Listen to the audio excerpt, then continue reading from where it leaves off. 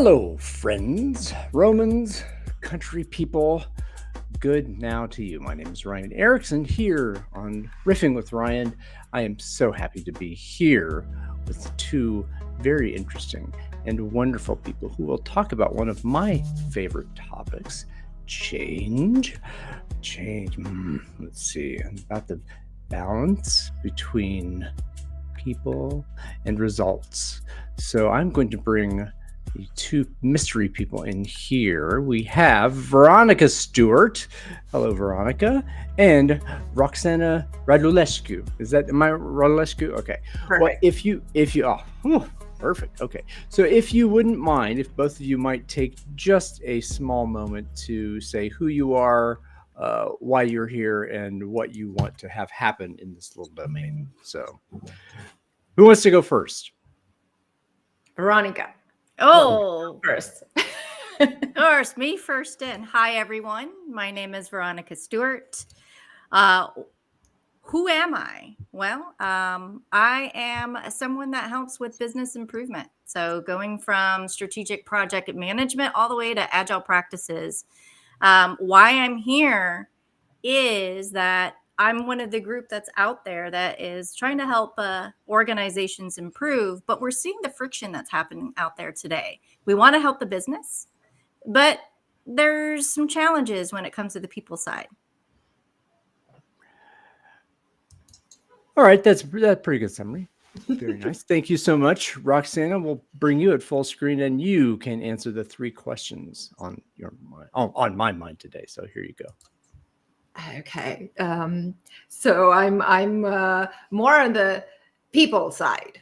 And that is where my background is learning and development back in my corporate days. I'm now in career and leadership development as a one-on-one coach and team coach and training facilitator. So I'm super, super passionate and interested in the topic of human behavior, especially when it comes to change. And so I'm just happy to be riffing today with the two of you on this topic. Yes. Well, thank you so much, Roxana. Where shall we go first? I'm curious as to what is most present in either of you. I think Veronica, you were kind of going through your vibe in our little pre-show here, trying to feel into the space. Roxana and I were kind of laying back here, kind of letting you bring some energy. So I have a feeling that you might want to call the first tune and let us follow your lead for a moment. How you like that?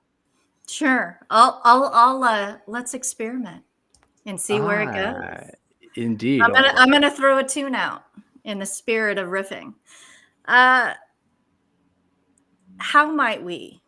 I'm gonna go with that a little bit. Is how might we balance the struggles that we personally might experience ourselves or we observe with others that are trying to do great work, but feel the pain in the process of it, not supported, feeling where there's fear inside there. There's a lot that's happening out there today with those that have lost their jobs or those that are lucky to still have one and they're not really sure how to act anymore because if they did, what would happen?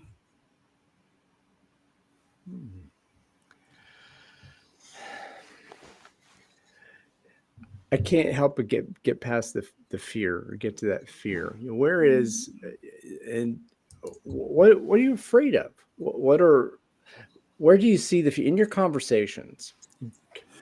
And again, this is to either of you. Maybe how is that fear articulated in terms of what's happening in this balance and how does that present itself to you? Let's say Veronica first, or Roxana, I want to hear from Roxana because she's been doing a lot of research with others, and I think this is a good point to pass the note over to Roxana.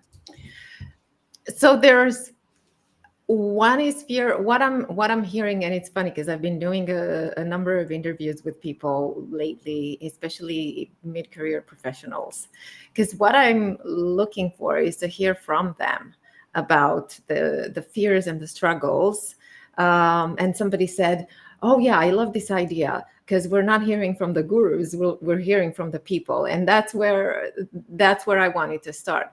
And I'm talking specifically a lot with mid management and mid career professionals. And what I'm hearing, especially for those who haven't lost their job, is the fact that when it comes to fear in the workplace, one of them is, which is pretty big, is watching their back, feeling that they need to watch their back, feeling that oh, what if I say something wrong, or what if what I have to say is going to be judged? It's going to be ridiculed. What if I'm going to feel humiliated? What if I'm going to feel ignored? What if I'm going to be ignored, and all of that? So that's the having to having to watch my back, having to worry about what people are going to think or say about me, rather than not having that worry and focusing on being creative on the job and feeling the flow and feeling that I can be in flow. So that when I hear that, I'm hearing fear of shame, fear of public shaming, fear of being shamed, and say, oh, that I'm going to be found out, that I don't really know what I say I know. I can't really do what I say I can do. Or if I can, you don't believe me. And I don't want to, I don't want to put myself out there for fear of shaming. And I wonder if there's also, again, fear of losing your job and your livelihood. And that, yeah, obviously that's, I mean, that foundational kind of fear, that security need. But I don't know, this whole idea of how might we calm that fear of shame? How might we have conversations or prime whatever room we're in, whether it's with one or more, for vulnerability? So and what kind of conversation leads to that and allows that shame to melt? I wonder. One of the things that Amy Edmondson, who coined the term of psychological safety, said in one of her latest podcasts on the topic is that our need, our default is knowing in conversations.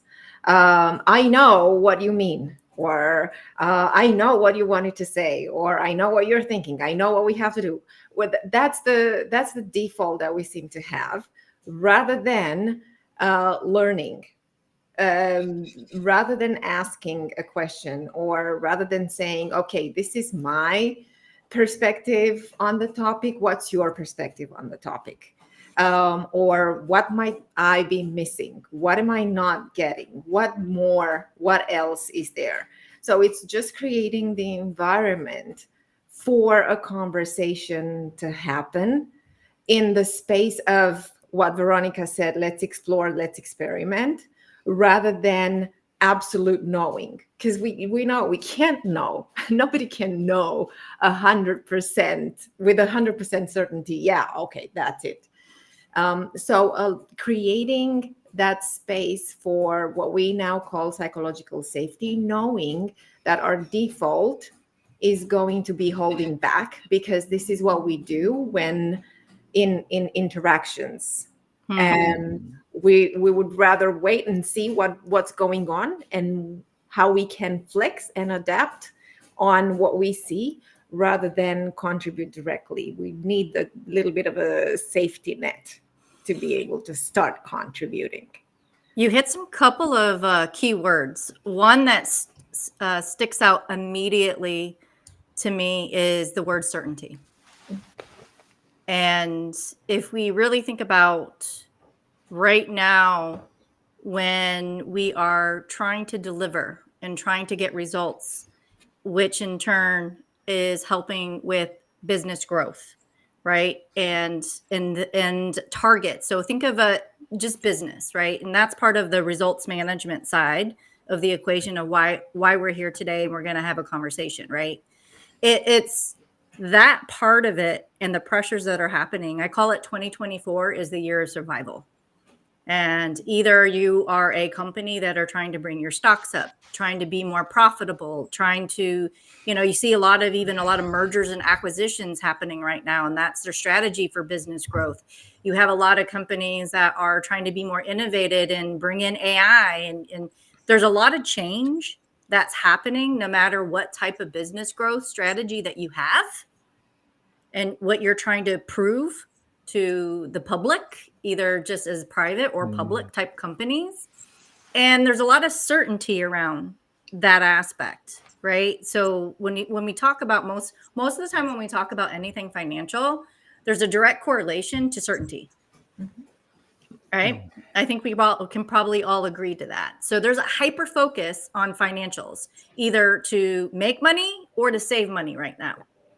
So now let's dial it back and start peeling that onion around certainty and think about like that Maslow hierarchy of people's needs. And there's another piece that you hit on, right? I think it was Ryan that you said when it comes to security.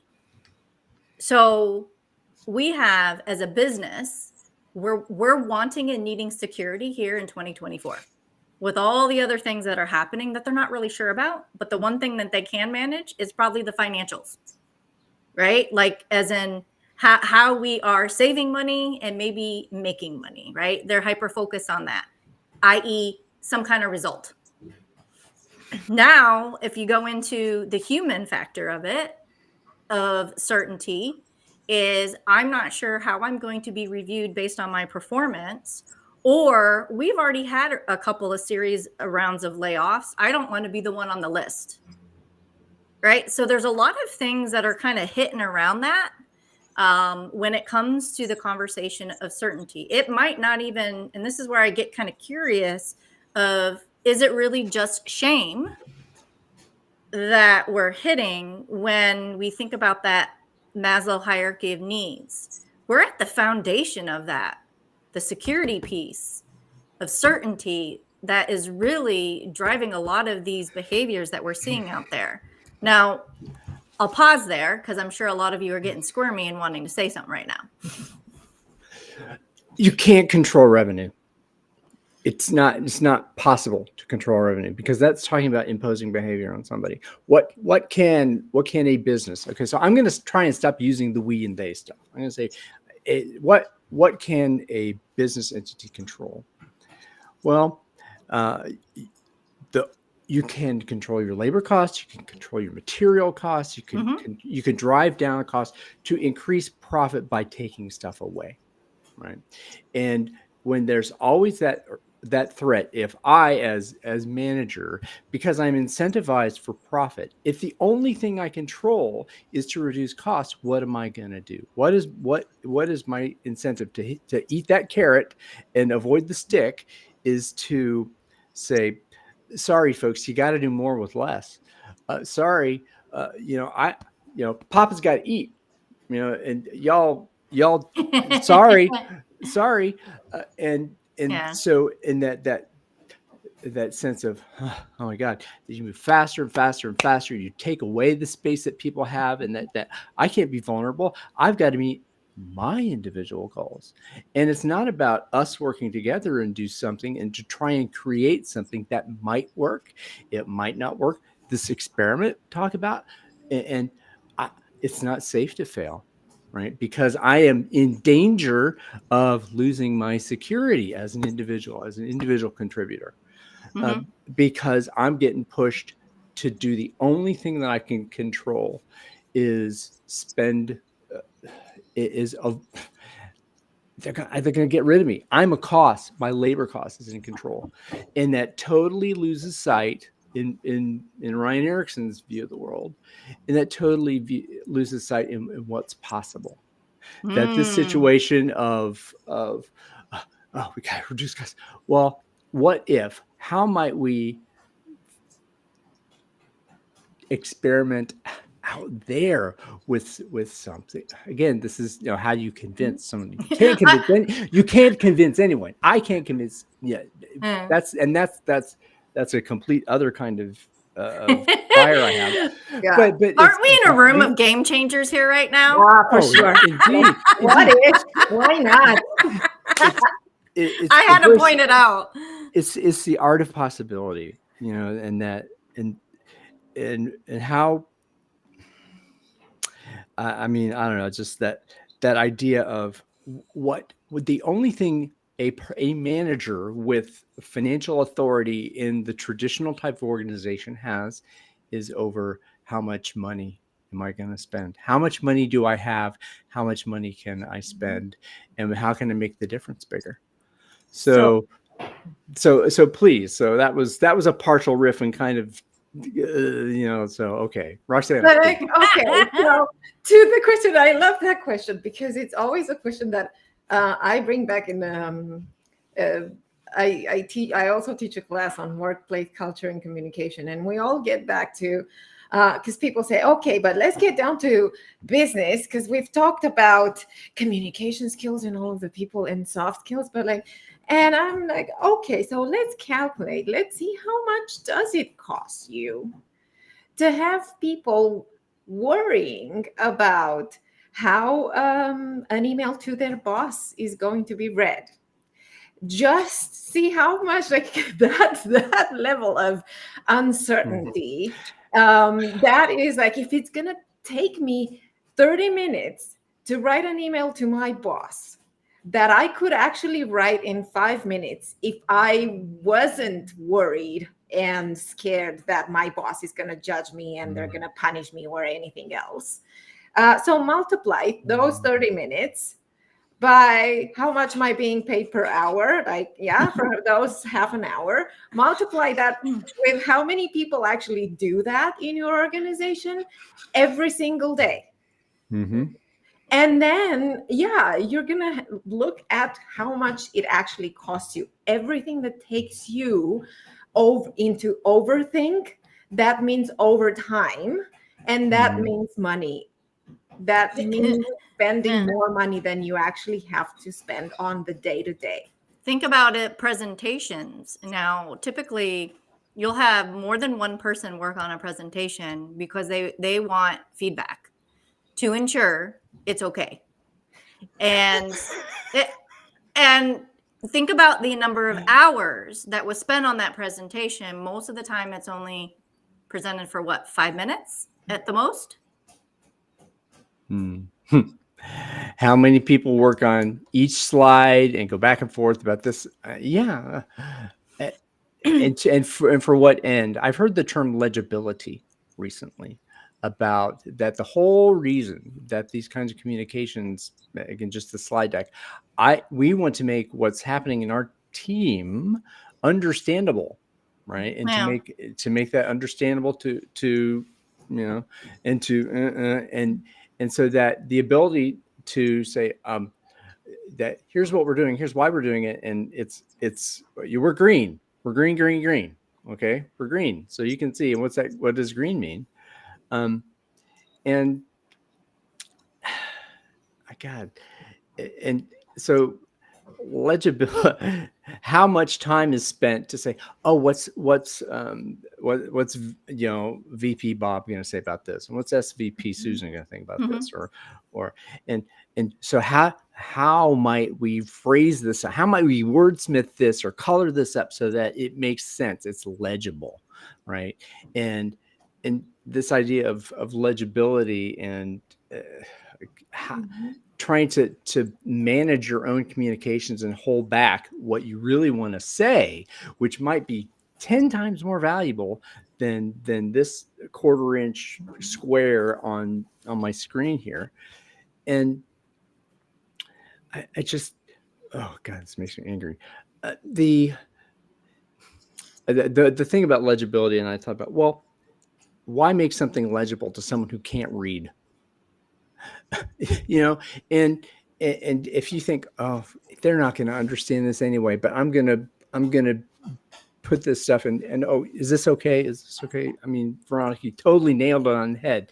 That basic thing of the standard deck that gets prepared for whatever retro or a stakeholder review meeting or God knows whatever. If only there was a conversation that could happen instead of that kind of moderation of one's own Now, conversation. there's a lot of value to have information so you can digest it to have a good conversation. I mean, that's why what's the actor that created the app for board members in order to save time? Edward Norton, I think he's from Canada. Is that him? Yeah. Yeah, I think so. So obviously, if they're creating things at that level, there's opportunity and insight to understand, hey, information is important, and for allow people to digest it in advance, to have the right conversations in a little amount of time to get to action. I appreciate that. And again, I'm trying to balance as in our conversation between the people focus and the results management. The opportunity is definitely how can we go about saving time to focus on the right things. So part of when we're riffing here today is probably some pragmatic tips for food for thought for people. But I'm also balancing the fact is a lot of feedback that I've even gotten is, well, I haven't had time to even research ways to actually optimize and save my team's time or anything like that, right? But however, there might be people in the company that focus on continuous improvement. Hello, are you out there? That you could be doing that to help those folks that are actually doing work, right? If you are trying to find opportunities to bring value in the given moment. Not to say that you're not doing that, and I don't want it to come across wrong, but it might be a shift in what you originally were doing. Instead of doing a process mapping workshop, maybe the most immediate thing is, hey, could I maybe introduce quickly this AI tool that's going to be productivity that could write user stories real quick for you? Will that make your life better and make you smile, right? Like, what a great day for that one human being, right? I'm just throwing these things out there. Now, however, let's get back to the people focused part as we're balancing both of these things. Because I don't want to just be like, hey, people, oh, gripey today. There are some tangible things. I want to be gripey, but okay. No, you know what? We're not the only ones out there doing this. And I would love we have a couple of things, and I know you have something, Roxana, to kind of show some practical ways to look at it on a people focused side. And then we can balance it, because that's the whole point, navigating, right? People focused leadership and the results management of saying, okay, now you have this, what about this side? So we can meet in the middle. What say the two of you? So that's and actually, Ryan, if we can put up that psychological safety and team effectiveness slide on. So this is something that I also did some team coaching gigs with my co-coach Tracy Vilk. If Tracy, if you're watching this, hello. And one of the things that we discussed with teams was the psychological safety and why that matters in teams. And I will say it's not a one size fits all. It's not the fixed pill that teams can take. But here's what it has to do with team effectiveness. When we talk about psychological safety, people think, oh, well, yeah, but we're at work, so people better be adults and do the work. And why do we have to care about that? Well, if you want performance and if you want team effectiveness and if you want those results, then caring about psychological safety and having a high level of psychological safety and a high level of drive and accountability, that is what's going to take you there. Because otherwise, it's gonna be either anxiety when we have people are accountable, but they don't feel that they're safe in their team. They can't share, they cannot share, especially mistakes. So that drives a lot of anxiety. And one thing that, and I'm quasi quoting Amy Edmondson here because I don't remember the exact quote, but she says that she's getting the question of, well, doesn't fear motivate people? And she answered, yes, it does motivate people. It typically motivates hiding. And I agree with that a lot, because how many times do we see people with, even if people are driven and accountable, but if psychological safety is missing, they're not going to share. They're not going to want to share mistakes or opposing views. They're not going to publicly disagree. So that brings a lot of anxiety. And how can we come up with creative solutions when we're anxious, or with apathy when there is no drive or accountability and no psychological safety? The same thing. People are going to say, how many people are you hearing right now saying, well, I'm just going to do my job, I don't care, and talk about quiet quitting? That is where apathy is. Like, it just blooms. Like, that's quiet quitting. And then you get a high level of psychological safety and a low level of drive and accountability in the comfort zone. And some of the teams do need a little bit of stay in that comfort zone after all of the changes and trials and tribulations that they've been through. But just make sure that you don't keep staying there forever, because that's not where It's like hiding in your room and watching a good movie for the rest of the night, right? Exactly. We're in warm, fuzzy waters, but what else is possible? And in that comfort zone, that's where learning is not going to happen, experimenting is not going to happen, and high effectiveness and productivity are not going to happen. And potentially our competition is going to just fly past us at some point, because we've been swimming in warm waters. Have you, with some of the conversations, has it come up, the correlation between psychological safety and time? Well, that is what we were like. The more, just think about it, how much quicker you can solve a problem if you know that it exists, versus when you don't know that it exists. And I think, but we've had that with the Toyota model, where the leadership at Toyota was saying to their managers, how's that for psychological safety? They were saying, we know you're doing a good job. That's why you're a manager. So we're not questioning that. And I don't need you to tell me all of the good stuff just because you want to get the appreciation and the laurels. What I want you to tell me is what the problems are, so that we know, and then we can fix them together sooner rather than later. That is and that was the clash of culture, where you would have some manager coming out, everything is breezy. It's all green. It's all green. Rainbows, exactly. And they were like, no, we know you're a good manager.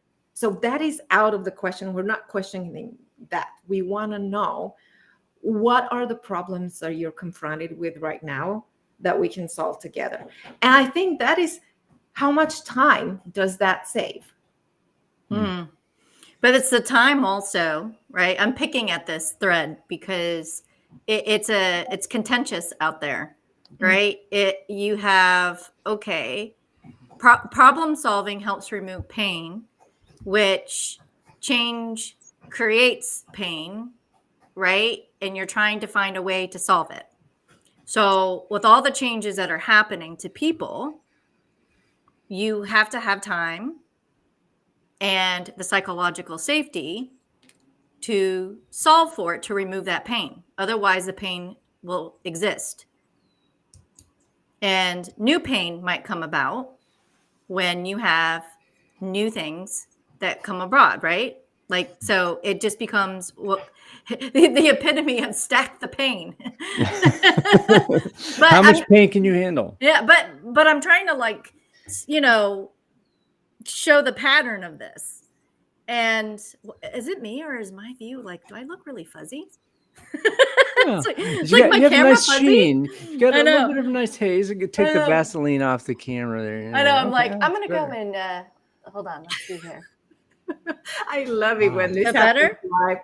Ah, Well, It was bothering me. I'm like, why do I look so fuzzy? But I'm gonna have to get over it. so now, so do you look fuzzy now? Oh, you had to put me front and center. Anyways, I had to lighten the mood here, but it's definitely connecting the dots. It's systemic, right? And that correlation between psychological safety could be compounded. We obviously listed a couple things, right, that could create that. Then we have problem solving and the time around that, which removes pain. And where we are where we are with that one as we continue on that, just kind of curious, right?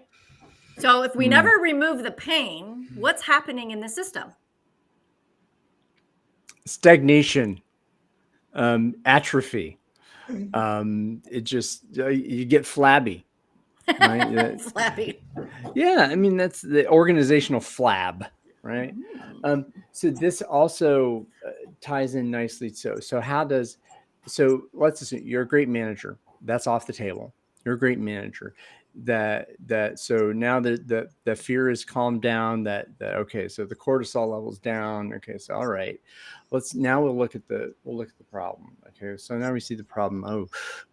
Now then you switch into that performance mode, right? This is where, okay, so we're playing Mary Had a Little Lamb. Great. You know your part, Roxana. So I'm all right. How long can you play Mary Had a Little Lamb before you say, I want to do something important?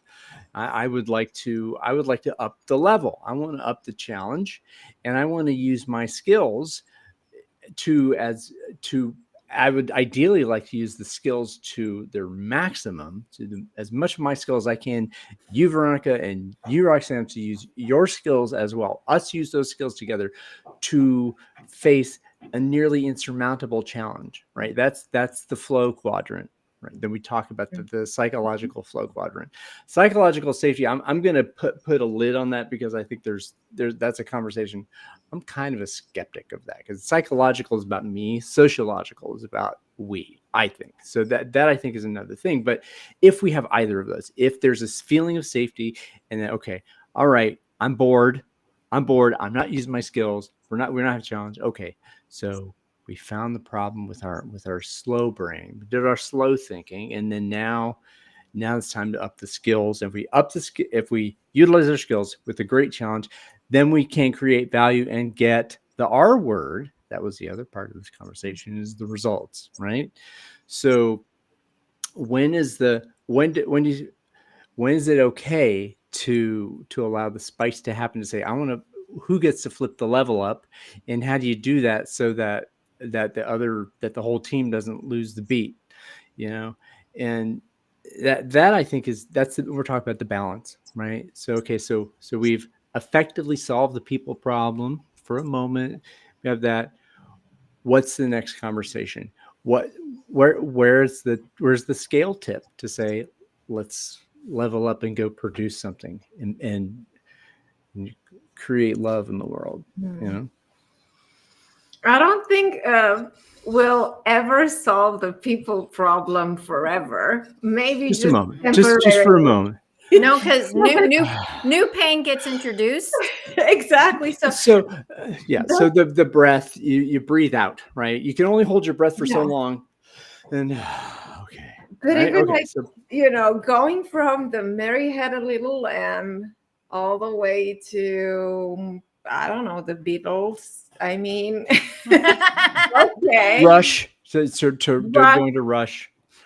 But I find that they're like except for who? The Rolling Stones and U2 and a couple more bands who are still together and have been together for a while. But that's not to say that they solved their people problems. But just They just know they make a lot of from money time when to they get time. together and play. Yeah. But I think the whole point, I think you find a team that and it's just, forming, storming, norming, performing, and a journey. At some point, you're going to have people discovering something more, something else that makes them tick, something else that gets them into flow, something else that they're passionate about. And that doesn't mean that, so we're going to function as a team for as long as we can, but we don't have to function as a team forever. If we can get some models with us as we're parting ways, that would be beautiful. If at some point down the line we get to intersect again and work together in a collaborative, that's even, more beautiful. And I think that's the beauty of at least, acknowledging what people are bringing to the table, acknowledging how we're different and how we can work with these differences rather than have the differences work against us. I think that's the balance. If we can find that balance, then we can actually work it out. And different isn't the physical and aspects of what a lot of people, when we say that diversity, different is also all of us, even though I know we're game changers, are very different in how we show up. But if you notice in the way that we talk and the way that we contribute and get to action is the same. Now, if we mix this conversation up with someone that was a little different than us and challenging that, this conversation would be different. I'm using different a lot. Different. And but it's true. Oh, putting a different hat on. But where you go and how you contribute and make an impact is the diversity, is my point. And when you look at what we want in people and especially the results that we're trying to get, there's a lot of times we get put in a box. And if we don't fit that box, it's who is going to feel the brunt of that most? Oh, That's a good question. Depends on the box, right? Depends on what kind of box, and depends on who's putting it there. I detest the box. I don't want the box. I don't want to climb in the box. You would detest the box. Yeah, that's a game changer trigger. But anyways, but and at the same time, there's without constraints, there is just then it's just total flab. You can't put water, you pour water just on the floor, it goes everywhere. It's nothing. You can't drink. You could lick the water off the floor, I guess, but the water has to be in a glass, right? And so the constraints, the rules of the game, and even as a game changer, purple squirrel kind of thing, is that I want to fly around the edges, and I want to push the boundaries and create a little pain here and there, that creative tension. We that term I think also plays into here. So that value doesn't get created without doing something new at some point. And that there's the creative tension, and that's at the edge of the box. So, and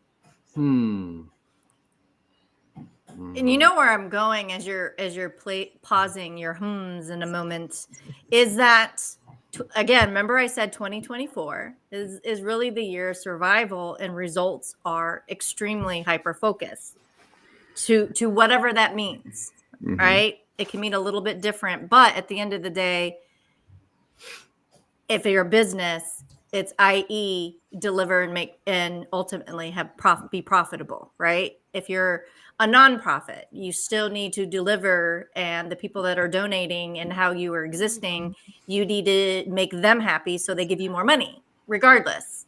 Yes. So with that said, there's a hyper focus this year to show. So when we talk about creative tension and creativity and the space for it, right? So creating space for creativity right now, how much is that happening so that new ideas or ways to actually solve a problem and remove the pain is happening?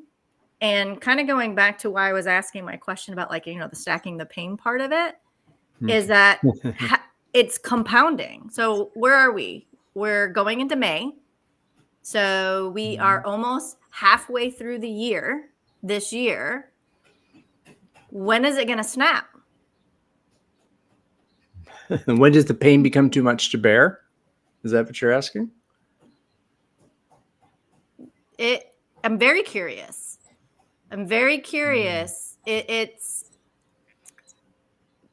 It will be tolerated up to a certain point.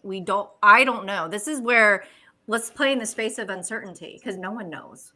No one knows when it comes to humans what's going to end up happening when they have choice more. Now, we always have choice. I know someone's going to say, well, Veronica, everyone always has choice.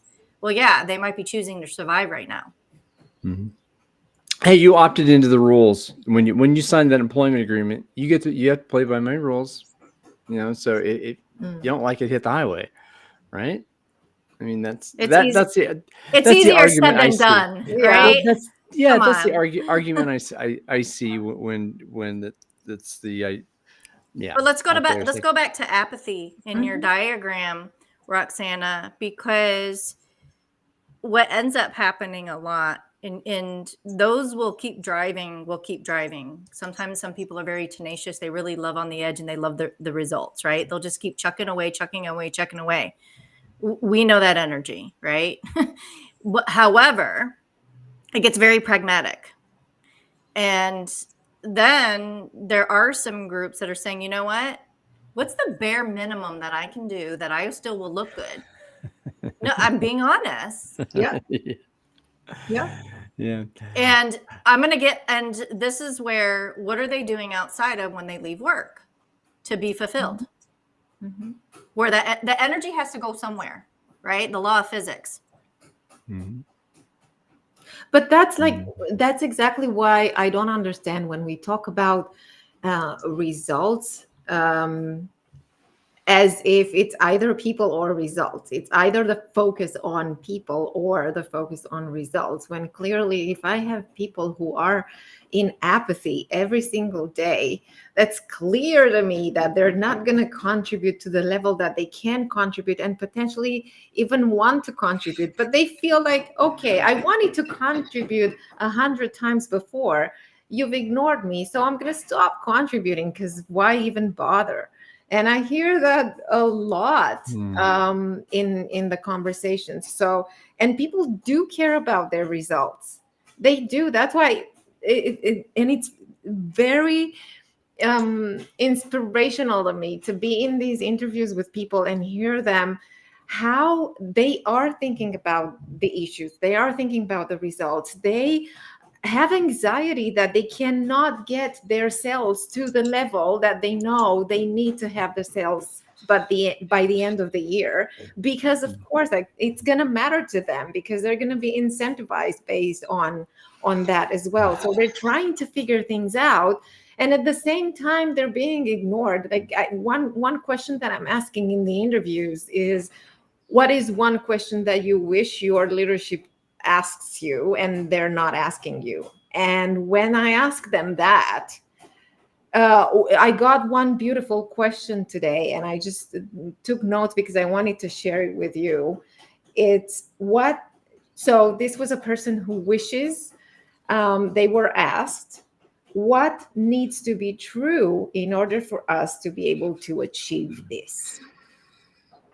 I thought that was like, when she said that, it was like, what needs to be true for us to be able to achieve this?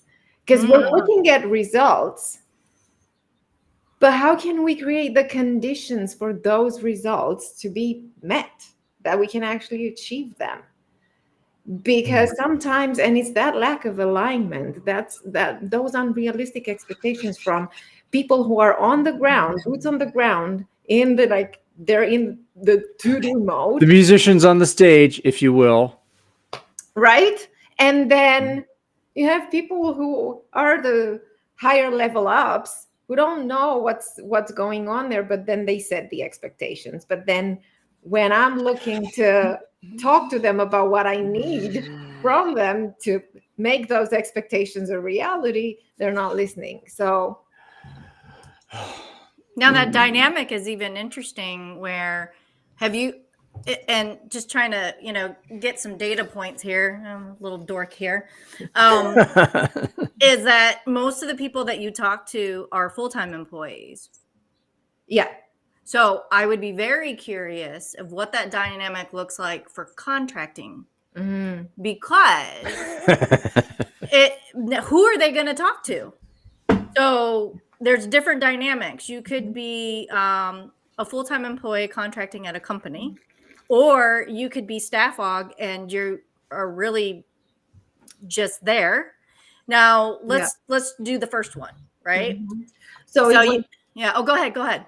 It was interesting. It's not contracting, but it was somebody who used to be working full-time in one organization. Now they're not working in the organization, but they're a consultant for the organization, who said, now they're listening to me. When I was an employee, I was saying the same things. They didn't have to listen. They didn't have to listen. Exactly. Yeah, that depends on how you come in. Are you an advisor consultant, or are you a extension? You a pair of hands. Yeah. But one of the things it's interesting is you're talking to the full-time employees that are trying to connect, right, and do the right thing. There is a sea of contractor workforce that's out there that are even more removed. And their contracts might be they are not getting paid unless they deliver. So what kind of behavior is that creating? Or you are in an engagement and you don't even have direct conversations a lot with the people leader. You're not allowed to. It's illegal for them to have performance conversations with you. But you see where I'm going with this. Now I added a whole other curveball to the conversation. And so it'd be very interesting in companies if we had the ability to kind of take a poll of, would it be job satisfaction or however you want to term it, right? In the correlation to where a company is financially and the construct of the workforce. I would really love to see employee contractor mix is what you're saying. Yes, I would love to see that and see if there's a direct relationship between the results, right? And results, I'm going to say, is, are they profitable? Let's just get to the nitty gritty. Who cares about like that in relation to what's inside under the hood in that aspect, right? Because I am curious if you have, is there a difference between the contractor and full-time employee, or no, or the full-time? So when you're talking to all these people leaders, what does it look like for all the contract workforce, right? Sometimes they're answering to people leaders within their company, or you have contractors that don't really have much to answer to, right? Like they're just there. And they're extremely expendable if they don't deliver. And how many of them are? So when we go back to the conversation of psychological safety and being people-focused leadership, what's that dichotomy and where they sit in that spectrum, right? Because is it 10 times worse? Is it the same? Right? I'm very curious. Well, I'm not going to get a lawsuit filed against me if I fire the contractor. You know, if I have a harsh conversation with the contractor, but if you can get rid of them that day, no problem. Exactly. So that's the total. I've been in that situation. Offloads it. Yeah, I got fired 5 days after I got a cancer diagnosis, so I get it. that there was no care for me in the contract or the client. So I The get easy it. way around it is they lay off people. Yeah, it's just, and that's and the last man on the totem pole, last person on the totem Wow. pole. That is a very interesting question that we're talking about. Oh, I'm going to hire a hired gun who's got all the skills. I don't want to invest in the talents. I don't want to invest in the people that I have. I want to get results fast. So I'm going to go on the market and I'm going to find, Johnny come, Johnny come machine learning large language model expert. And I'm going to bring that person in and I'm going to say, dude, you got to bring it and give me the results I want. So, and that's, I don't know what I'm trying to say, but that just feels like a cop out. And then you care not for that person's humanity. I'm buying a pair of hands. I'm buying a very good pair of hands. But I don't care about whether your hands are going to be falling off at the end of the day. So, I don't think you're gonna get even then. You're not gonna get 100% out of them. Like and it really will depend on that person's personality too. But they won't be with you 100%. And I think that kind of behavior where you treat your employees one way and the contractor another and the hotshot of another way, like it's at some point you're going to end up treating everyone the same way simply because this is what has been giving you results and this is the behavior that you used to. I think like this is where it comes down to if you've always done things that way and you're not willing to try a new way of doing things and treating people, you're going to end up treating everybody the same way. Even if maybe the beginning is going to be warm and fuzzy, but by the end of that relationship, you're going to end up treating everybody the same. And actually, one of the things, because you wanted to get into the nerdy stuff. One of the researches that I did when I created the Leading with Kindness modules, it's actually, and we were talking about leading with kindness, but that is where research says that kindness has the power to increase sales, motivate people, improve creativity, boost well-being, reduce attrition, drive higher customer loyalty, and lower marketing, recruiting, and training costs. So, we believe it. You believe it. I believe it. Veronica, you believe it. But nobody else does. Well, who's did? But one of the things is that there are a lot of people that do believe it, and they feel their hands are tied right now. They want. Yeah. Okay. So you're nodding yes to that, Roxana. Okay. Yeah. So the conversations have borne that out. So we're back to fear again, aren't we? Mm-hmm. Funny, huh? Yeah.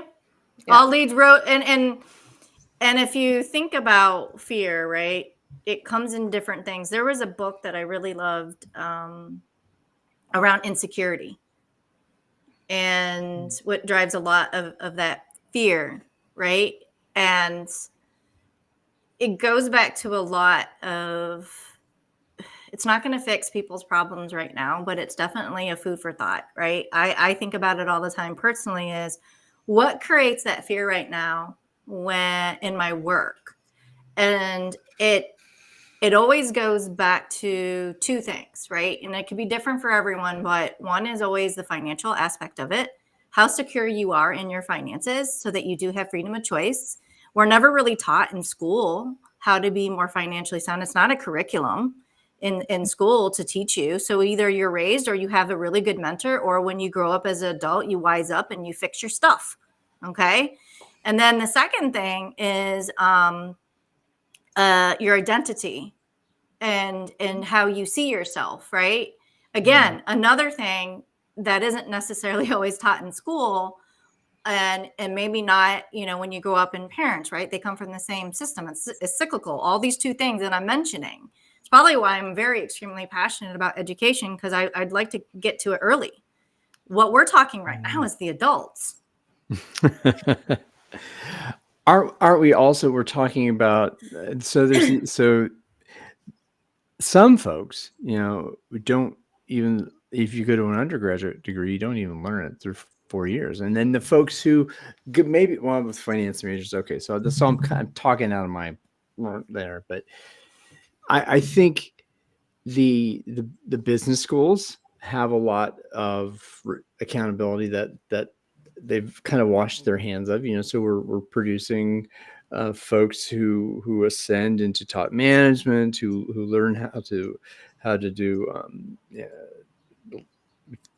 to manage capital and do all the crazy accounting to reduce cost. And that when are folks taught how to in the management schools? Maybe this is Cliff's article. Maybe in that world, it's they are taught how to listen to people in MBA programs. They are taught. They're not taught how to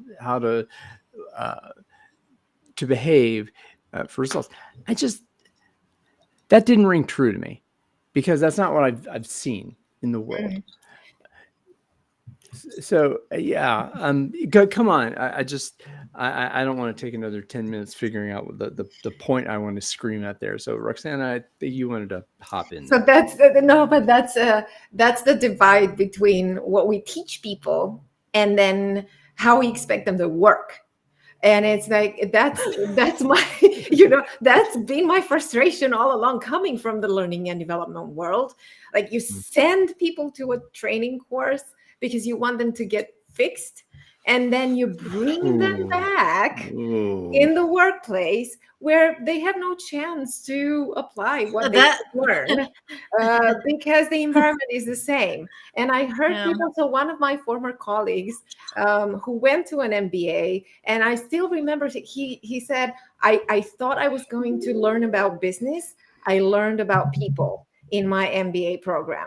And now then you go into the workplace where the business is not about the people. You learn it, but you can't use it. The practice of management, it becomes a practice of inhumanity. Oof. Yeah. Ouch. But let's look. I love history, because was that always taught? And when did it start changing? And who's in the system already by design that's creating that friction, right? And you and I have talked, on Game Changing Work for several years about the generations. And it's not to say that a certain generation doesn't care about people, but it's more about the changes of what's happening when it comes to the people centricity is what I'm getting at. And as old factions move out and new starts to move in, there's more of a focus around that people centricity that's happening today. I can guarantee most of people that probably went in the 90s to MBA school probably have a different experience than those that are going today. Yeah, for sure. Yeah. I think you're right. Mm-hmm. So that's why I love watching the cycles with history and how it's kind of evolving in that, because we have to kind of match up workforce in this learning that you're talking about, right? Yep. And so what? I'm already in the workforce. I go to a class, I learn something, i.e. Agile all the time. Do you think people learn Agile and they come into the workforce and they can't apply it because the system doesn't work with it, right? It hasn't changed. The system hasn't changed, and they're not allowed to change the system. Just work with the system. So it's in conflict at times. Yeah. So I guess where I'm getting at is part of the learning and doing have to balance with each other. So if we think about the people-focused leadership and those that are doing it, yay. That's awesome, because you are in the sphere of influence to actually not only learn, but do at the same time without limitation. Yeah. I say without limitation. And I'll say the ones who do it most of the times do it just because they want to do it, not because they expect any rewards or promotions, or they expect their company to suddenly, because it brings them joy. it brings them joy. They don't do it for the extrinsic rewards. They do it because it's their intrinsic motivation. Now that's kind of okay. I'm going to say my biased opinion on that. Like, that's just crazy for you to want to be good to another human being and expect something in return. There you go. What the hell's wrong with you? There you go. I'm sorry, I had to say it. Quid pro quo, right? So that's, oof, boy, that's a 40-gallon barrel of worms there. Oof. Now I'm gonna not want to believe that's the case. I really don't want to, and that's why I'm gonna put my blinders on and live in my fairy tale land to not believe that a human being is going to be that way for the incentive. That's awful. Well, I said I was going to put my blinders on. Well, so I've been called, the Pollyanna, the lotus eater kind of thing, that whatever. But I'm not going to believe that and people will say, there are assholes out there. Yes, there are assholes. They exist. Not as many as you think. And that the behavior of the bad actors, it comes from somewhere. Right. Yeah, most of the time. And that selfishness comes from somewhere, comes from pain. Hurt people. Yeah. Right. Yeah. And so, why can't we just get along, everybody? And why can't we just get along? And this, again, I think this, and to me, this is partly why I scream and yell every week or on the Beta Codex thing, is about that the system of work, the system of hierarchical, incentivized command and control, it is built to create fear. It is built to coerce. It is the way that has been taught. And even people-centered leadership or human relations, which is a sham, by the way, those things, even that, it's attempting to grease the wheels of a machine that is designed to run over people.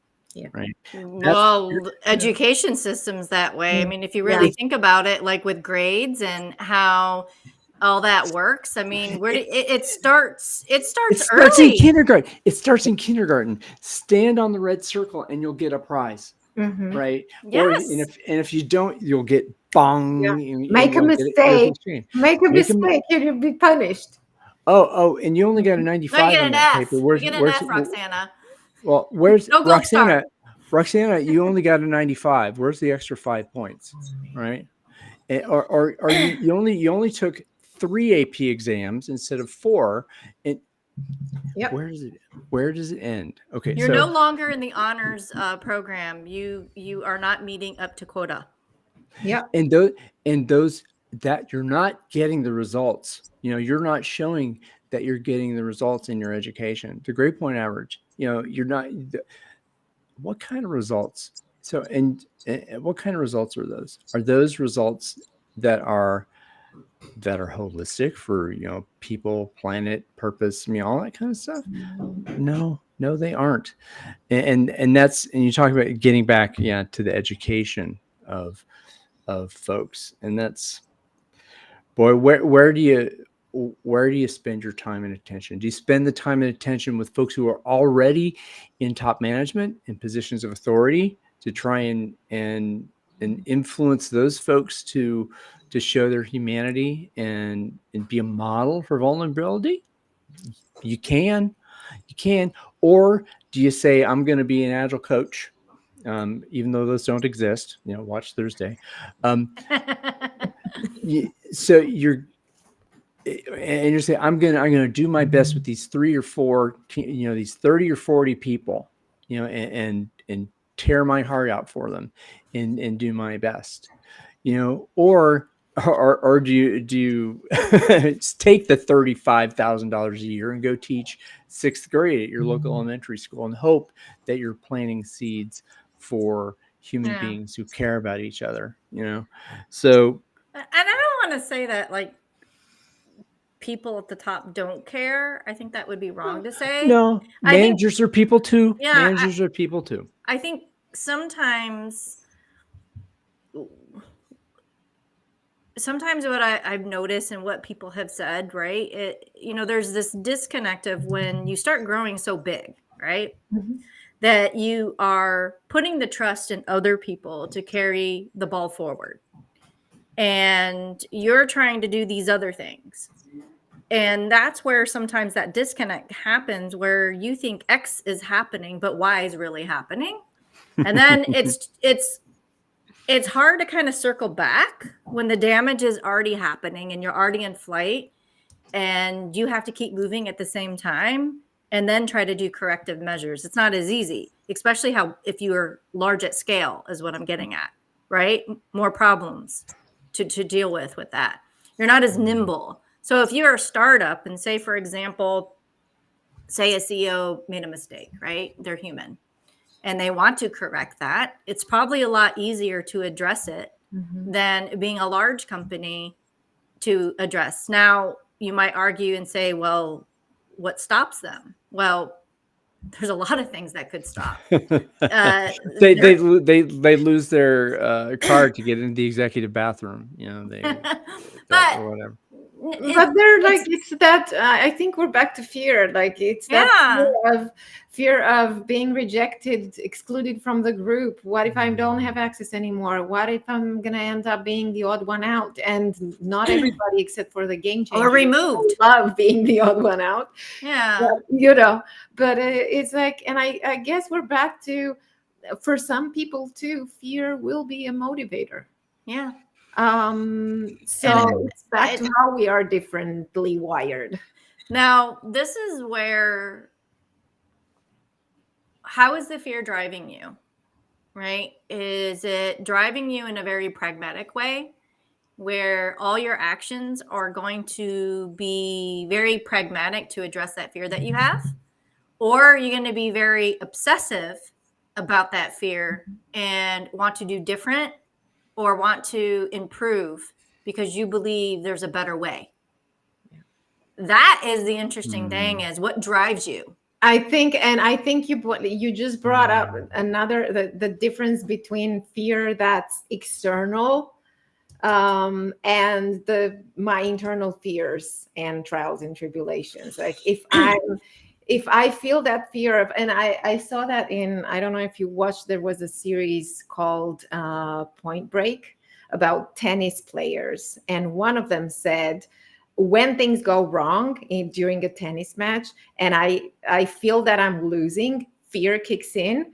And so that's where I'm driven to change something and do better so that I don't lose. And that's the internal motivator. When fear acts as an internal motivator, if that works for you, okay, use it. But I rarely find that fear that's imposed externally. If somebody threatens you in any way, or you feel that external threat, I rarely find that that's a true motivator. It usually motivates that hiding that we were talking about. Yeah. My eyes are going back up in my head, kind of noodling on that one. So what's right? So balancing the people-focused leadership, right? Kind of coming back to that. It's already 6 o'clock. I know we're gonna probably have to start. It's past 6 o'clock. What do you mean? No. But in balancing results, is it possible? What say you? Let's round robin it. Anything is possible. Everything is possible. Of course you would say that. Doesn't surprise me. But what about it? The balance, and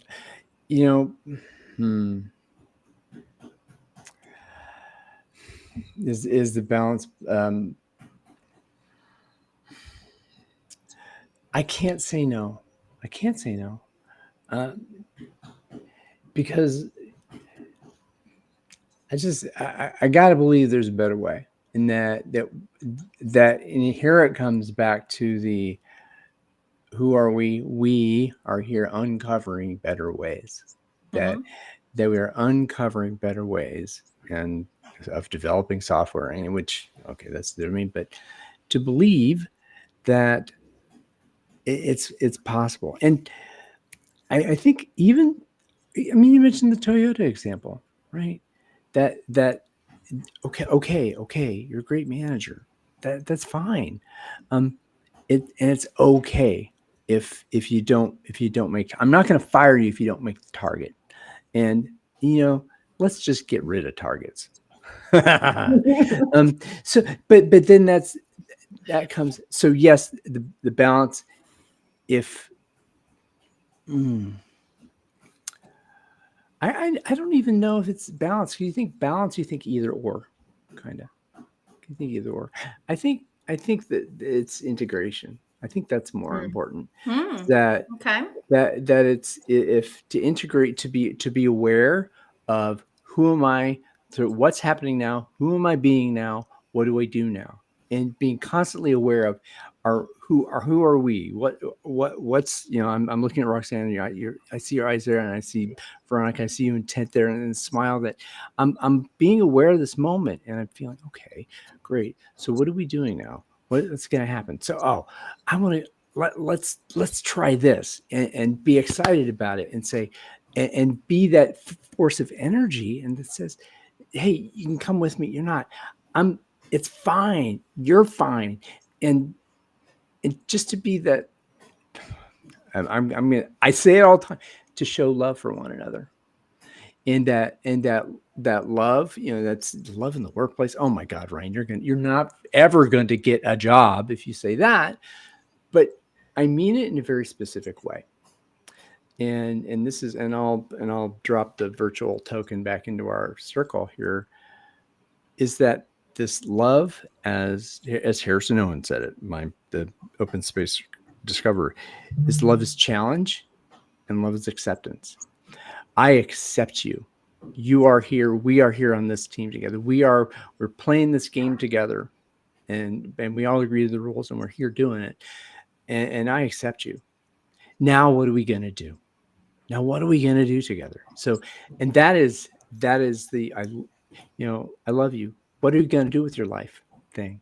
And so, to get to that point, it's possible, and it is. I think it's inevitable. Mm-hmm.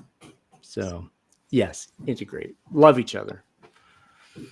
And you just reminded me, one of the best things that I heard, and it was in the workplace, was when somebody said, hey, I want to look good, I want you to look good, I want us to look good. And that just you can't imagine the kind of conversation that you're having after this has been said. Or when we were working on a huge CRM project, which ended up being a flop, and the first thing that the person was in charge with leading that project, and he came into the meeting and said, all I can say is, I'm not going to say the word because we're live. But then everybody started laughing. Yeah, exactly. So everybody felt that a weight has been lifted from our shoulders, because that was addressed. Like, we all felt it. We all knew it. It was a horrible time for everybody on that team. And we just shared that moment before we actually started getting into fix mode. Okay, so now what do we do? But once we got there, we weren't pointing at each other. We were wondering, okay, so now what are we going to do about it? So it's possible, and we know it's possible.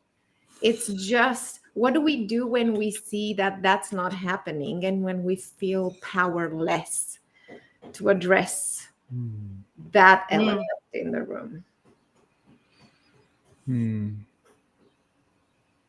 All right, two for possible. Okay, Veronica, are you going to bring us down to earth? No, I'm a game changer. That's ridiculous. Thank you. But I'm going to dance with the space here, and when you say integration, my natural inclination is to I throw another word in the mix, is coexistence. Because I don't want to force integration. I want to be able to live in both spaces and coexist. And when you talked about acceptance, that's acceptance, is knowing they're both going to be there. And it's okay for them to coexist. You have to learn how to coexist. It's the same thing with fear is going to always be there, but you have to learn how to live and coexist with fear, because fear will never go away.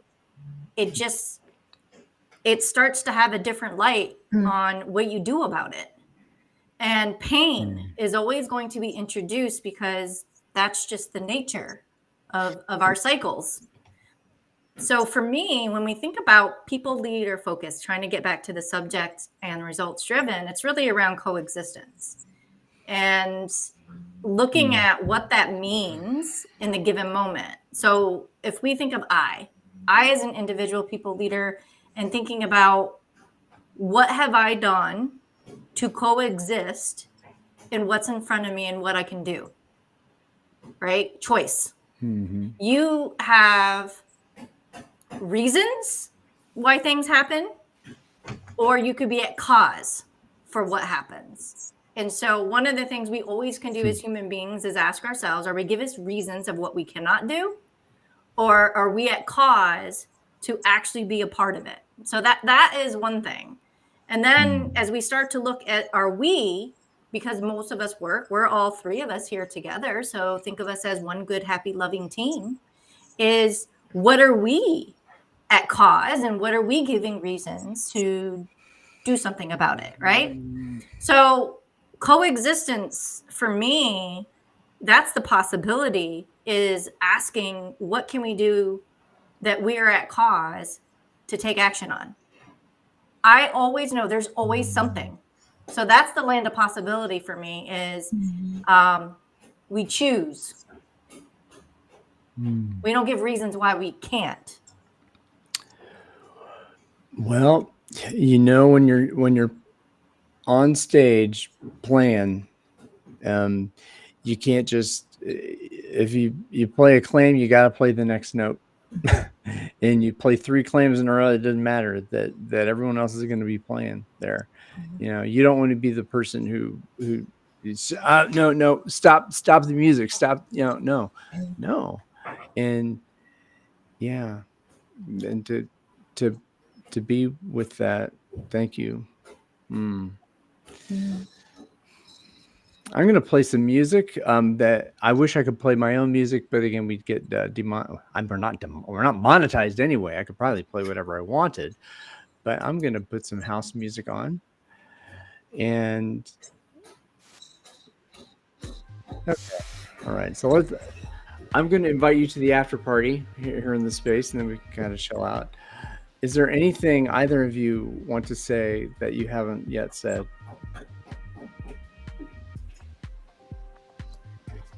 I think I think we've just shown what yes and can turn into.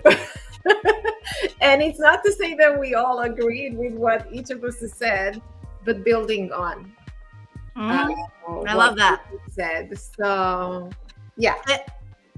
That's what you made me think of, Ryan, when we just mentioned the music and riffing on the stage. Yeah. But we're coming to a result. And I think that's what the beauty of it is when people come together, you can have results.